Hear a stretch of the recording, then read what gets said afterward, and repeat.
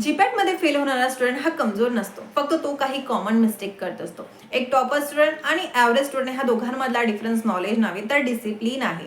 काही मुलांचा 1 आणि 2 मार्क्समुळे रँक मिस होतात, तर काही मुलं 1 आणि 2 मार्क्समुळे फेल्युअरला फेस करतात.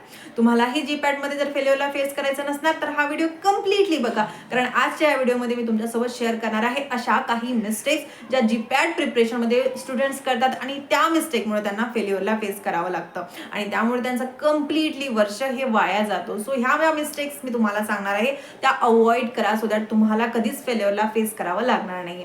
First of all guys, me Pallavi assistant professor तुम्हा सर्वांचं स्वागत करते आपलं मराठी चॅनल आपल्या फार्मसीमध्ये, जिथे आपण फार्मसीला आपल्या मातृभाषेमध्ये म्हणजेच आपल्या मराठी भाषेमध्ये करतो. फर्स्ट ऑफ ऑल सगळ्यांचा मेन क्वेश्चन, मॅम तुम्ही जीपॅटचं आम्हाला गाईड करता आहे, तुम्ही एक्झामिनेशन क्रॅक केली आहे का?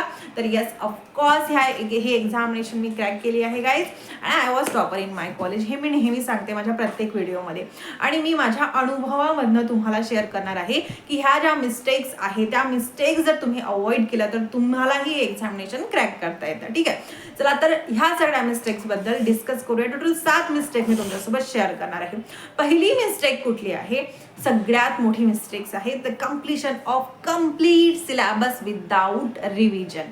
येस, तुम्ही म्हणणार सिलेबस कम्प्लीट करणं ही एक मिस्टेक आहे का? तर येस, सिलेबस कंप्लीट करणं विदाउट रिव्हिजन ही एक मिस्टेक आहे. कारण काय होतं guys, we all of you know, syllabus हा खूप मोठा आहे. कम्प्लिटली 4ही वर्षाचा सिलेबस हा आपला जीपॅट एक्झामिनेशन मध्ये असतो आणि त्यातल्या त्यात ह्या टॉपिक मधनं जर आपण रिव्हिजन केली नाही तर नेमकं एक्झामिनेशन मध्ये एक्झाम हॉलमध्ये काय होतं की आपल्या ब्रेन मधलं सगळं निघून जातं, कारण टेन्शन तिथे भरपूर असतं. ते एन्व्हायरमेंट त्या प्रकारे टेन्शन क्रिएट करतं. सो आपल्याला काय करायचं आहे की सिलेक्टेड, जर तुम्ही पॅटर्न फॉलो करत असणार, इम्पॉर्टंट टॉपिक इम्पॉर्टंट सब्जेक्टला फक्त प्रिपेअर करत असणार तर ही काही प्रॉब्लेम नाही, बट त्याला मल्टिपल टाइम रिवाइज करा सो दॅट तुमच्या एक्झामिनेशनमध्ये तुम्हाला कुठल्याही प्रकारचा एक फिअर येणार नाही, कॉन्फिडन्स राहणार आणि येस ऑफकोर्स त्या पर्टिक्युलर टॉपिकवरती क्वेश्चनिंग आलं तर तुम्ही इझिली सॉल्व्ह करू शकता. ठीक आहे, तर सगळ्यात मोठी मिस्टेक हे आहे की सिलेबस सगळा कव्हर करण्याच्या नादामध्ये आपण नेमकं रिव्हिजन करणं विसरतो. ठीक आहे, सो आपल्याला मल्टिपल रिव्हिजन जितक्या करता येईल ॲटलिस्ट मिनिमम 3 तरी करा. जास्तीत जास्त तुम्हाला जितक्या करायच्या आहे तितक्या तुम्ही करू शकता. ओके, ही झाली आपली पहिली biggest mistake. Now second mistake काय, तर प्रिव्हियस इयर क्वेश्चनला इग्नोर करणं. मुलांना वाटतं की प्रिव्हियस इयर क्वेश्चन हे आपल्यासाठी इम्पॉर्टंट नाही आहे, कारण प्रिव्हियस इयर्समध्येच ते आले आहे तर अपकमिंग एक्झाममध्ये हे क्वेश्चन येणार नाही. तर ही मुलांची सगळ्यात मोठी मिस्टेक आहे. जीपॅटमध्ये क्वेश्चन रिपीट होत नाही गाईज, बट जीपॅट मध्ये पॅटर्न रिपीट होतो. ठीक आहे, प्रिव्हियस इयरचे जे काही पॅटर्न्स आहे तो पॅटर्न तुमच्या अपकमिंग एक्झामिनेशन मध्ये येणार आहे. सो येस ऑफकोर्स जर तुम्हाला पॅटर्न एकदा माहिती झालं तर ती एक्झामिनेशन तुमच्यासाठी खूप इझी राहणार आहे.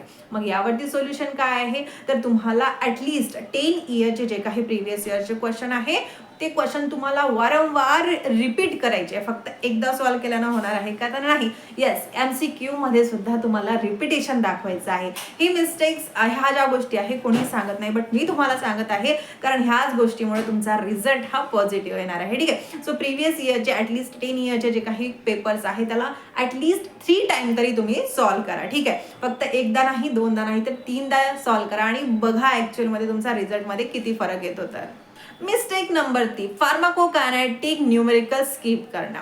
मुलांना काय वाटतं की न्यूमेरिकल्स थोडं हार्ड आहे, कॉम्प्लिकेटेड आहे, मग आपण ऑप्शनल जो काही क्वेश्चन आहे तो सॉल्व्ह करूया, आणि इथे मुलं खूप मोठी बिगेस्ट मिस्टेक करतात. न्यूमेरिकल्स हार्ड जरी असले, तुम्हाला नको जरी वाटत असते तरीही तुम्ही त्याला प्रिपेअर करा. सोल्युशन काय, तर ॲटलिस्ट एका दिवसामध्ये 5 न्यूमेरिकल्स तरी तुम्ही प्रॅक्टिस करा, कारण न्यूमेरिकल्स वरती जास्त मार्क्स असतात, जास्त क्वेश्चनिंग असतात. सेकंड क्वेश्चन आपण अटेम्प्ट करू, ह्या आशेवरती न्यूमेरिकल्स आपल्याला स्किप करायचे नाही आहे. ही मिस्टेक खूप स्टुडंट करतात आणि ती आपल्याला अवॉइड करायची आहे. मिस्टेक नंबर 4 जे आत्ताचे स्टुडंट सगळे करतात ती कुठली मिस्टेक आहे, तर random study. Telegram, Instagram, WhatsApp यावरती मल्टिपल चॅनल्स अवेलेबल आहे जे आपल्याला मल्टिपल नॉलेज देतात, मल्टिपल PDF प्रोव्हाइड करतात.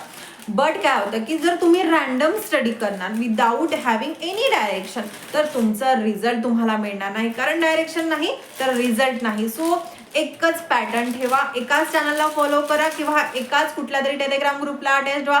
एका नाही तर 2 लावा, 3 लावा, मल्टिपल टेलिग्राम चॅनल्स फॉलो करू नका. कारण प्रत्येक ग्रुपमध्ये काहीतरी युनिक गोष्ट आहे आणि सगळ्यांचं तुम्ही जर ऐकत असणार तर तुम्हाला त्या गोष्टीला रिवाइज करायलाही वेळ राहणार नाही आणि भरपूर काही गोळा करण्याच्या नादामध्ये तुमचा ब्रेन सगळं काही लॉस करून बसेल. सो रँडम स्टडी स्टॉप करा, ही सगळ्यात मोठी मिस्टेक आहे. Mistake number 5, weak subject postpone करणं. मुलं हे मिस्टेक भरपूर करतात कारण जे सब्जेक्टच्या आपल्याला भीती वाटते तो सब्जेक्ट आपण म्हणतो की नंतर कधीतरी वाचू आणि नंतर म्हणता म्हणता एक्झाम जवळ येऊन जातो आणि तो सब्जेक्ट आपण कधी करत नाही. वीक सब्जेक्ट, ज्या सब्जेक्टवरती तुम्हाला भीती वाटते ते सब्जेक्ट आधी आपल्याला स्ट्रॉंग करायचं आहे कारण त्या सब्जेक्टवरती ग्रिप घेणं महत्वाचं आहे. ठीक आहे. सो ही एक मिस्टेक अवॉइड करा कारण यावरती ही तुमचे मार्क्स डिपेंड असतात. Mistake number 6, over confidence. बऱ्याचदा काय होतं की आपल्याला एखादा सब्जेक्ट खूप इझी वाटतं, लाईक फार्माकोलॉजी बऱ्याच स्टुडंटला इझी वाटतं आणि त्यांना असं वाटतं की यावरता कुठलाही क्वेश्चन आला तर मी सॉल्व्ह करणार.